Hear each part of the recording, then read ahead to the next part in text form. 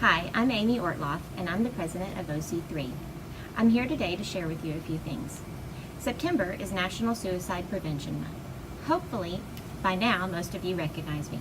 I come to the lunchroom every Monday, sometimes by myself, and other times I have helpers that volunteer their time to be there. We're there to pass out a snack to each of you. These snacks are donated by the community, a community that wants to do anything to show they care. Something as simple as a snack gives me the opportunity to talk to each of you. It opens the door to look you in the face, to say hello, and hopefully to start building a connection. You see, OC3 is here to make sure you're okay. We want to provide awareness and opportunities for you to be safe. Many of you already know this. You've privately reached out in ways to save your own life. You are amazing. How brave you must be. When OC3 began, we said if we can only save one life, it will be worth it. But then, early last fall, a student reached out and we saved their life. As thankful as I was, and so many of us were, it wasn't enough. I'm not sure it ever will be enough. I'm here today because I lost my 17-year-old son, Ryan. He died a little over a year ago to suicide. He would have been a senior last year. Many of you knew him, or you know his sister that walks the halls where he once walked. I'm here and will continue to be here to make sure that we don't lose another one of you. Ryan can't be replaced, and neither can any of you. Suicide is a hard word to say. It has a stigma attached to it, a darkness that hovers like a heavy black cloud of pain. I have found over this past year, the more we talk and acknowledge the pain and the darkness that we face, the more we can see the hope of the future in front of us. I realize all of you don't struggle with such pain or loss, but a huge percent of you have faced some kind of trauma, loss, or pain. It doesn't matter what you've been through. It matters that we help you learn that you can get through this. It's not a comparison of the pain that you face. It's about learning you are not alone, even when it feels like you're the only person in the world facing such a challenge. We have to learn tools to help us. We have to find ways to keep us safe. I say we because I am not exempt from the pains of life, and neither are your teachers. If you are struggling with thoughts of depression or darkness, the best thing you can do is simply not put yourself in a position to hurt yourself. It sounds easy. It's not. The second greatest tool for you to learn is to talk to someone. If you don't feel comfortable talking to someone you know, there's always an option out there. Find me, find someone.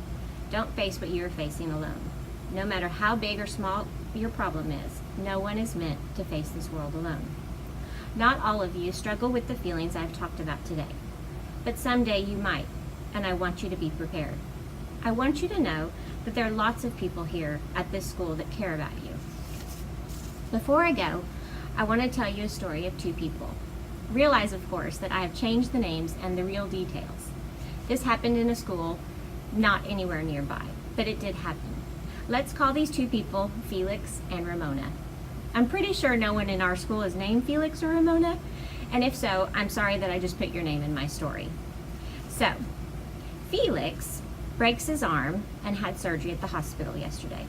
Ramona suffers with post-traumatic stress disorder from a car accident that she suffered a year ago. She was discharged from the hospital yesterday too. She'd been there for a week of inpatient therapy due to suicidal thoughts. So Felix and Ramona were both in the hospital for different treatments of medical conditions that they both faced. Both of them come back to school today. As Felix walks down the hall, people say things like, "Hey, welcome back. Wow, that looks painful. I'm glad to see you, bro. I'm happy you're going to be okay." Some even ask Felix what happened. Where have you been? Felix is welcome back to school, and his medical treatment is acknowledged.